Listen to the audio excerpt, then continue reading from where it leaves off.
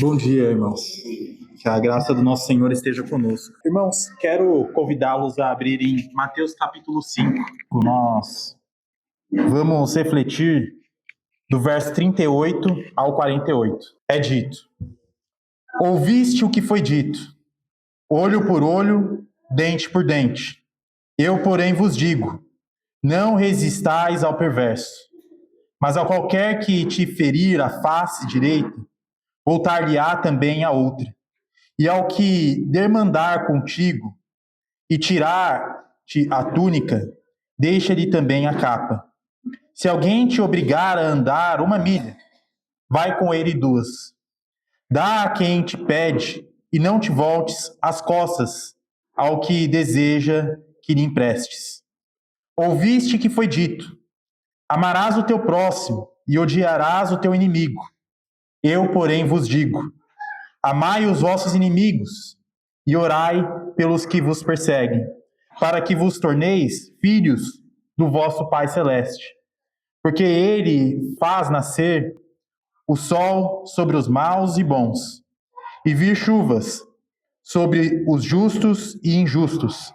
Porque se amardes os que vos amam, que recompensa tendes? Não fazem os publicanos também o mesmo? Verso 37.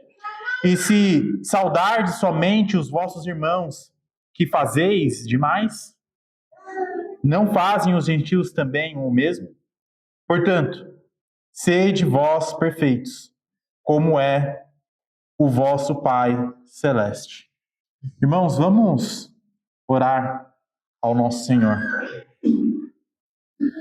Senhor Jesus, Pai amado, Senhor, mais uma vez, entramos em Sua presença, Senhor.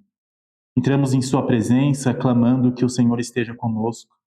Neste momento em que vamos estudar a Sua palavra, que o Senhor venha a falar por meio das palavras que eu venha a dirigir aos irmãos, que possamos aprender de Ti, Senhor. Que o Senhor possa nos encher do Seu Espírito Santo e que assim, Senhor, possamos ser edificados por Sua palavra. Que o Senhor possa estar com cada um de nós. Que o Senhor possa fazer com que a Sua palavra penetre os nossos corações e assim sejamos transformados por Ti, Senhor. Transformados de forma que venhamos a agradar ao Senhor. Que tudo aqui, Senhor, que venha a ser falado, venha a ser agradável e que a Sua palavra seja pregada de forma fiel, Senhor. É isso que suplico ao Senhor humildemente. É no nome do Senhor Jesus que oramos. Amém. Irmãos, eu acredito que os irmãos passam pela mesma situação quando vão ler o Sermão do Monte.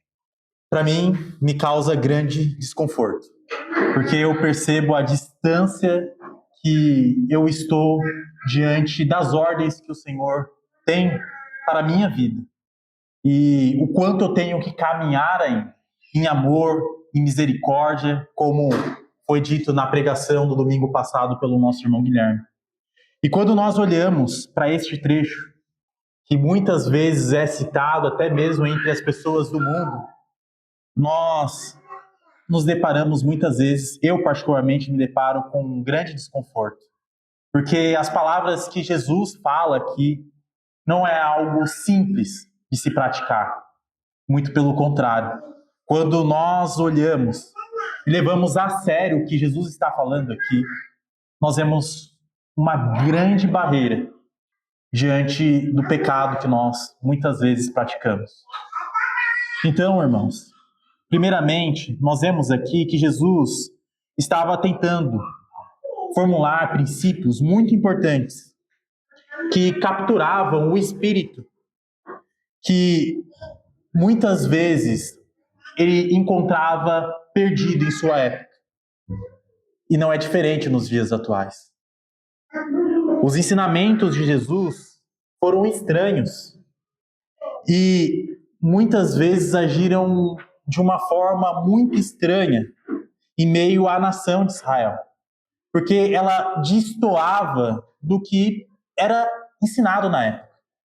Jesus, ele inicia com a fala dele falando da seguinte forma: ouviste o que foi dito. Então as pessoas pregavam isso. E diante disso, nós vemos o choque da mensagem de Jesus aqui. Nós devemos nos lembrar da estranheza que possivelmente tomou conta dos discípulos naquela época, ao ouvirem as bem-aventuranças. Bem-aventurados os que choram. Nós podemos lembrar que a bem-aventurança significa felicidade. Como alguém pode ser feliz chorando? Logo de início, quando Jesus inicia o sermão, a estranheza vem no coração. E Jesus vem aqui até esse capítulo, até esse verso, mostrando o combate que nós devemos ter com o nosso próprio coração, a luta que nós temos interna. Mas Jesus vai além agora, mostrando também muitas vezes que nós temos que lutar muitas vezes com atitudes externas a nós. Ele mostra que a luta é interna e agora ele mostra, olha, e quando vocês têm que lidar com questões externas, coisas que acontecem contra vocês. E vem o grande impacto. Se aquilo era difícil, imagine o impacto das ordens de Jesus de falar para eles não se vingarem. Se lutar contra si próprio é difícil, quem dera Jesus falando, olha, não se vinguem e amem os seus inimigos. O contexto da época era um contexto muito difícil. E eu acho interessante, antes de nós pegarmos as aplicações, nos colocarmos no ambiente da Galileia, em Jerusalém, e como eles viviam naquela época. Eles haviam acabado de passar pelo governo, eles estavam passando pelo governo romano. E antes disso, eles passaram por guerras, inúmeras guerras, os macabeus confrontando, e o que eles esperavam? A liberdade do governo romano que estava ali cobrando impostos e colocando eles sobre um jugo muito pesado. Eles esperavam o livramento daquilo que eles estavam passando. E Jesus chega e fala, olha, a revolução não vai ser da forma que vocês esperam. Vocês não vão pegar as espadas de vocês e vão agir contra esses que agem contra vocês. Totalmente o contrário do que eles esperavam do Messias. Então a estranheza, a inconveniência, não é só para nós que lemos nos dias atuais. Eu acredito que é ainda maior para eles. Então, o Filho de Deus, Jesus, sempre soube que o tempo para o seu ensino jamais seria aquele. Quando nós olhamos para o Evangelho de João, capítulo 6, verso 7, quando os irmãos de Jesus estão questionando, olha, ele fala, olha, é o tempo de vocês. Sempre é o tempo de vocês. Mas o meu não é ainda. Porque a pregação de Jesus sempre vem de forma inconveniente para o pecado humano. Ele confronta. Então nunca vai ser o tempo. Porque para o ser humano, se ele quiser continuar pecando, não vai ser o tempo mesmo. Mas se a pessoa adquirir e absorver o tempo do Senhor, aí ok. Aí tá certo. Então, quando nós olhamos para os primeiros versos aqui, versos 38 e 39, Jesus fala, ouviste o que foi dito, olho por olho, dente por dente. Eu, porém, vos digo, não resistais ao perverso. A pergunta primária é, Jesus está se opondo ao Antigo Testamento, às Escrituras? A resposta é não. A resposta é não. O que nós estamos vendo aqui é Jesus combatendo a uma tradição de interpretação que os fariseus tinham. Uma interpretação das Escrituras através, muitas vezes, de uma tradição oral que eles tinham que pervertia o ensinamento original que Deus havia revelado para eles. E Jesus já bate de frente com isso. Jesus ele está mantendo a sintonia com as ordens que o Senhor havia dito anteriormente para Israel e agora aprofundando esses ensinos. Nós podemos lembrar inúmeras passagens que trazem o propósito desta lei, olho por olho, dente por dente, era, no caso ali, para os juízes realizarem este ato. Em Êxodo capítulo 21, verso 24, em Deuteronômio capítulo 19, verso 21, Levítico 24, verso 20, são contextos onde juízes trazem a punição. Então era uma lei de retribuição justa diante daquele que cometia um crime, para que não houvesse um abuso de poder. Deus determinou essas leis para restringir e impedir o mal e para que a justiça ela fosse feita e para refrear a vingança desmedida. Afinal, quem pode ser juiz de si próprio? Quando alguém comete o mal, nós somos imparciais. Quando alguém comete o mal contra nós, nós somos imparciais. Nós estamos envolvidos e por isso tem que haver um juiz externo que não está envolvido emocionalmente como nós estamos, para que julgue a nossa causa. Então, ninguém pode ser juiz de si próprio. Tem que haver outro que julgue a nossa causa. Ainda mais nós, seres humanos caídos, pecadores, com coração desesperadamente corrupto, como foi dito na exortação. Então, aqui, quando nós olhamos para Deuteronômio capítulo 19, verso 18, quando nós olhamos a punição que deveria haver quando houvesse um crime, olho por olho, dente por dente, era para que os juízes realizassem isso. Mas o que aconteceu no decorrer do tempo? Aconteceu algo que nós vemos muito nos nossos dias atuais. Diante da revelação das Escrituras, com o passar do tempo, o ensinamento foi corrompido. Ao invés de pegar as Escrituras e ler, as pessoas começaram a agir por tradição. Deixaram de examinar as Escrituras e começaram a seguir a tradição, ao invés de olhar para as Escrituras e ver se a tradição estava correta.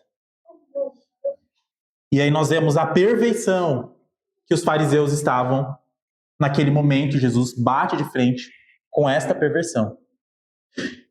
Diante disso, irmãos, nós já temos o contexto. E quando nós olhamos o verso 39, vem um dos pontos, o final do verso 39, a parte B do verso 39, vem a parte difícil. A qualquer que te ferir na face direita, volta-lhe também a outra. Eu acredito que, por impulsão, ninguém age dessa forma. Se nós somos feridos, o nosso instinto, possivelmente, é revidar. E o que Jesus traz como ensino é algo contrário ao nosso instinto, contrário à natureza humana caída. O significado aqui está relacionado a ser um discípulo de Jesus. Como nós vamos ver nos próximos versos, Jesus fala, olha, se vocês querem vos tornar filhos do Pai Celeste, vocês têm que obedecer essas coisas que ele falou anteriormente. Então vem um confronto para as nossas vidas. Muitas vezes os discípulos, eles foram acusados injustamente. Quantas vezes os fariseus falam, olha, os discípulos de João Batista jejuam, mas vocês não jejuam, querendo difamar, querendo destruir os discípulos de Jesus. Ou talvez até os discípulos de vocês agem desta ou daquela forma, quando deveriam agir daquela forma, difamando os discípulos de Jesus. Nós vemos muito isso nas Escrituras. Difamação atrás de difamação. Ofensa atrás de ofensa. E talvez a atitude natural seria revidar.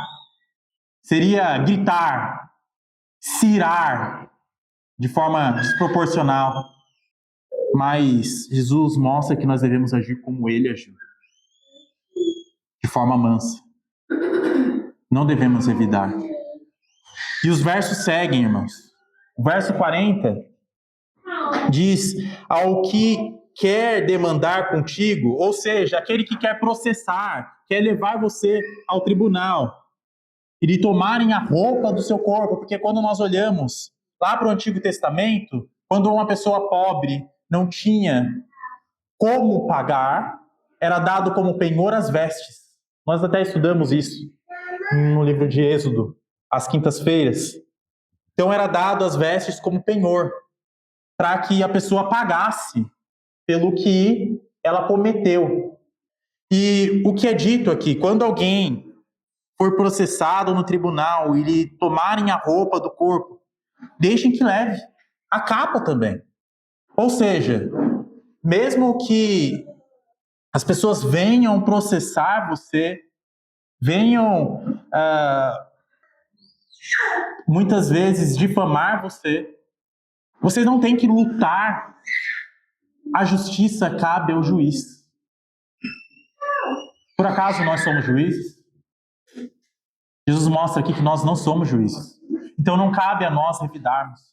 Isso cabe ao juiz determinar qual vai ser a pena. Então, se foi, mesmo que injustamente, falado para você dar as suas vestes, ou algo que foi tomado de você, dê.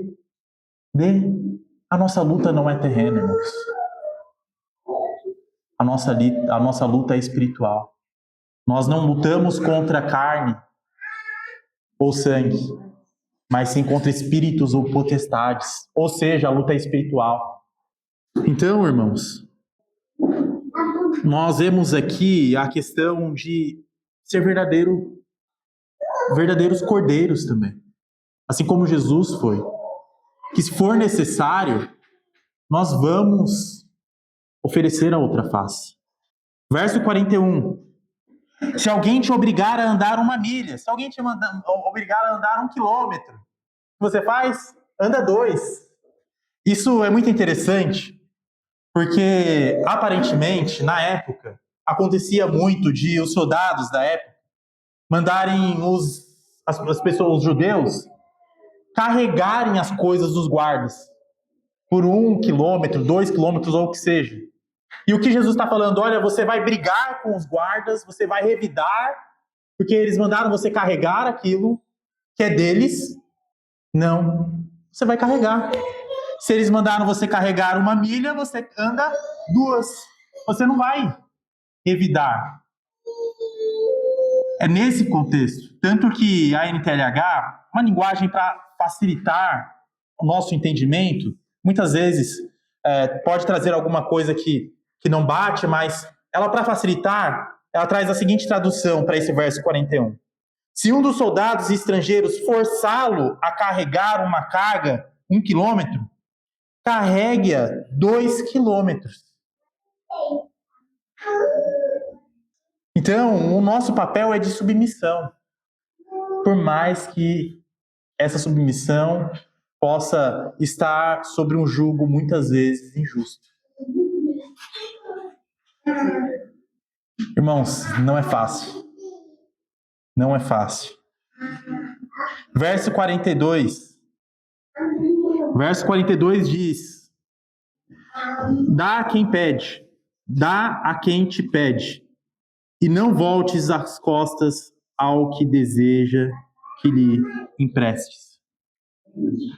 Se alguém está te pedindo algo, você tem a possibilidade de ajudar essa pessoa, entrega, ajuda essa pessoa. Se isso não vai te fazer falta, porque você vai ficar lutando contra ajudar alguém. Se alguém te pede, dê. É isso que Jesus ensina aqui. Se você tem a possibilidade de ajudar alguém, ajude. Mais uma vez, é um confronto que o Senhor traz para nós, muitas vezes, diante de um apego que nós temos a si próprios, porque dar a outra face, muitas vezes, é uma ofensa à honra nossa, e muitas vezes as pessoas também são apegadas ao que têm. E Jesus fala, olha, dá também. Então você não deve ser apegado a si próprio, à honra própria, você também não deve ser apegado aos seus próprios bens. Jesus está ensinando aqui o desapego às coisas terrenas, seja a si próprio ou às coisas que são de própria posse. E aí vem o equilíbrio disso, irmãos. Nós devemos saber o que Jesus não está dizendo também. Porque isso pode partir para um radicalismo extremo, para ambas as partes. E nós devemos tomar cuidado. Nós temos que tomar cuidado para as coisas não virarem bagunça. Eu vou entregando tudo do jeito que for, eu vou aceitando tudo do jeito que for. E não é isso que Jesus está ensinando. E esse é o equilíbrio difícil de se conciliar, irmãos. Jesus não quer que as coisas virem um anarquismo ou que virem bagunça e de forma totalmente desordenada, que coisas que nos forem pedidas nós vamos simplesmente aceitando. Às vezes a pessoa não tem condição de ajudar alguém e ainda assim pega daquilo que não tem condição e ajuda, colocando muitas vezes a própria família em risco, os filhos às vezes em uma questão muitas vezes que não deveria estar, porque a pessoa se submeteu a algo que Jesus não está pedindo. Aqui Jesus, ele não teve uma atitude passiva quando nós olhamos para a questão do templo, por exemplo, que estava ali sendo usado como um mercado. Jesus, ele corrige, porque aquilo está errado. Então, quando as coisas estão erradas, nós devemos sempre mostrar o que é correto. É o nosso papel. Ele repreendeu verbalmente o soldado que bateu nele. Quando nós olhamos para João, capítulo 18, verso 23, replicou-lhe Jesus: se falei mal, dá testemunho do mal. Mas se falei bem, por que me feres? Então, nós devemos ter um limite também. Jesus, ele tinha poder ali para acabar com tudo. Mas o que ele faz ali é mostrar que a pessoa está fazendo algo errado. E esse é o nosso papel. Nós não podemos agir como juiz, mas nós podemos mostrar que algo está errado. Para a igreja tem um papel também de disciplinar. Quando algum irmão está em pecado e se recusa a se arrepender, lá em Mateus capítulo 18, versos de 15 a 17, o que é dito? Que nós temos o papel, a responsabilidade de corrigir esse irmão. Então, perceba que tem limite. Nós também não devemos sair aceitando as coisas e simplesmente aceitando sem mostrar o caminho correto. Porque senão as coisas viram bagunça, as coisas viram uma anarquia na nossa vida, e não deve ser assim. A justiça ela tem que ser feita, mas muitas vezes nós não vamos alcançá-la, muitas vezes não vamos obtê-la, mas nós devemos mostrar como as coisas devem ser realizadas. E por isso, e aí vem um ponto também difícil que nós lidamos, que nós vemos Romanos capítulo 13, versos de 1 a 3, que fala sobre a submissão que nós devemos ter para com as autoridades. E não só autoridades governamentais, tá, irmãos? Autoridades no geral. Um professor que tem um aluno, uma criança. A criança vai e chuta a canela do professor. O professor tem autoridade para corrigir essa criança. Tem autoridade para ali mostrar para a criança que ela está errada. É a autoridade. Um policial tem a autoridade para punir um bandido corretamente. É a autoridade naquele local. Um chefe tem autoridade para mandar aquele que é encarregado. E aí vem o ponto. Nós devemos entender qual é o nosso papel naquele momento. Porque muitas vezes as pessoas pensam: olha, o meu chefe foi injusto. E por isso, eu não vou aceitar. Eu não vou me submeter à injustiça. Mas o que diz 1 Pedro capítulo 2, verso 18?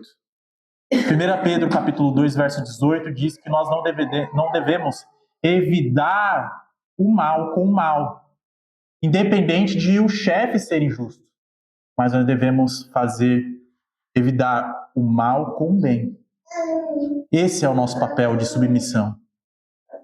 Então, irmãos, Nós devemos lembrar também que, então, como não se pode, eu acho que já ficou claro isso, mas é mais uma vez para reforçar, nós não podemos fazer justiça com as nossas próprias mãos. Pessoas poderiam chegar ao limite de falar, olha, então não é possível um cristão ser policial, porque ele vai punir.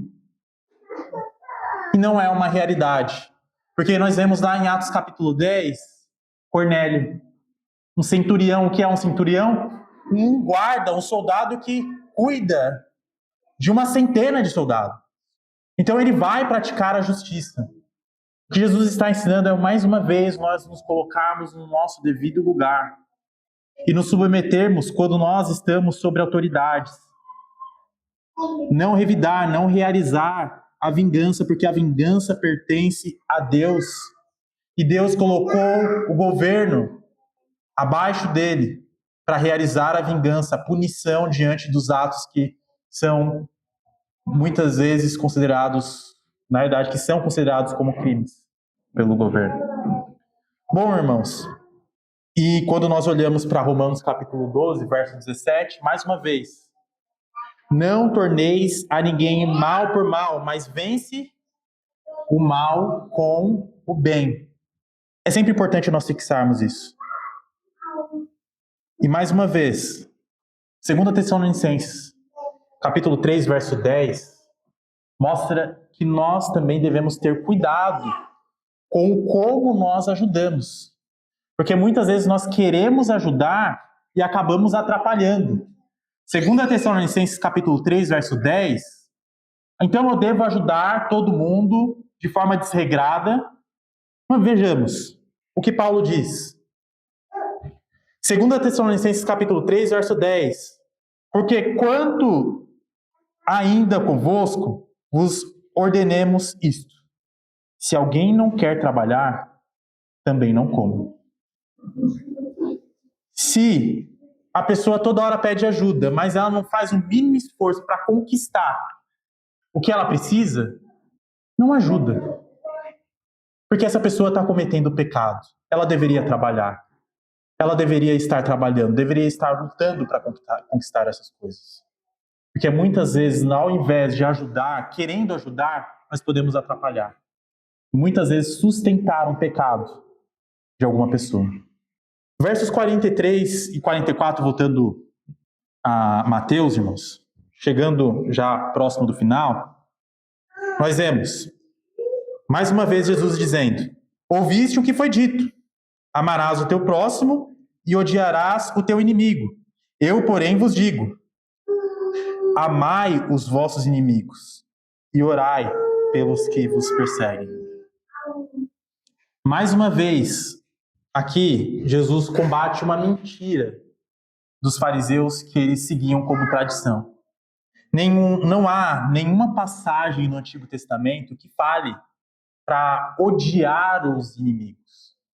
Muito pelo contrário, se fala para amar o próximo, para tratar o estrangeiro como a si mesmo, porque anteriormente os israelitas também foram estrangeiros. É isso que é dito em Levítico capítulo 19, verso 34. Pelo contrário, quando nós vemos em Êxodo capítulo 23, versos 4 e 5, nós vemos uma ordem do Senhor muito específica de que se eles encontrassem um boi de um inimigo, eles deveriam largar de mão, não, deveriam levar até o inimigo, fazendo bem para o inimigo. E aí vem um ponto muito importante, irmãos, que cabe de grande ensinamento para nós. Provérbios capítulo 15, verso 21, e também é citado em Romanos capítulo 12, verso 20, se fala que se nós temos um inimigo, nós temos que dar de comer a ele. Se ele está necessitado de comida, não vamos negar comida. Se em Romanos capítulo 12, verso 20, também segue, para que, ele diz, para que nós vamos fazer isso? Qual o motivo de nós fazermos isso? Romanos capítulo 12, verso 20, dá-lhe de beber, porque fazendo isso, amontoarás brasas vivas sobre a sua cabeça. Ou seja, irmãos, fazendo bem para aquele que nos faz o mal, nós vamos trazer vergonha para aquela pessoa que pratica o mal. Quantas vezes nós vemos discussões, muitas vezes Pode acontecer de alguém estar discutindo extremamente exaltado, gritando com a outra pessoa, e a outra pessoa calma, apenas olhando para aquela pessoa, respondendo o que é realmente necessário, colocando a situação no devido lugar. Isso traz vergonha para a pessoa que está exaltada. É isso que Provérbios está ensinando aqui. Quando nós agimos de forma correta, nós trazemos vergonha para a pessoa, para que a pessoa se arrependa dos atos que ela está cometendo e assim venham a se converter e agir da forma correta. Isso é um grande exemplo, irmãos. Então, irmãos, é um grande ensinamento que o Senhor tem nos dado aqui, de nós termos amor para com o nosso próximo, para que com esse amor nós nos tornemos filhos do Pai Celeste, porque é citado mais à frente, e por conta do tempo nós não vamos poder ver isso, mas Deus fala, olha, o Pai dá sol e chuva para todos, justo e injusto. E para que nós nos tornemos filhos do Pai, nós devemos agir como Pai. Devemos fazer o bem para o justo e o injusto. Nós devemos ser como filhos do Pai Celeste, que nos ensina muito através das ações dele, que amou a cada um de nós, antes mesmo que nós agíssemos da forma correta. Quando nós ainda éramos pecadores, o Senhor nos amou e nos ofereceu a salvação por meio da sua morte. Então, irmãos, que venhamos a agir como Jesus Cristo, que é o Filho perfeito, que nós temos como exemplo. E assim, que possamos buscar e trilhar esse caminho de sermos perfeitos como o Pai Celeste é. Que Deus nos abençoe, irmãos.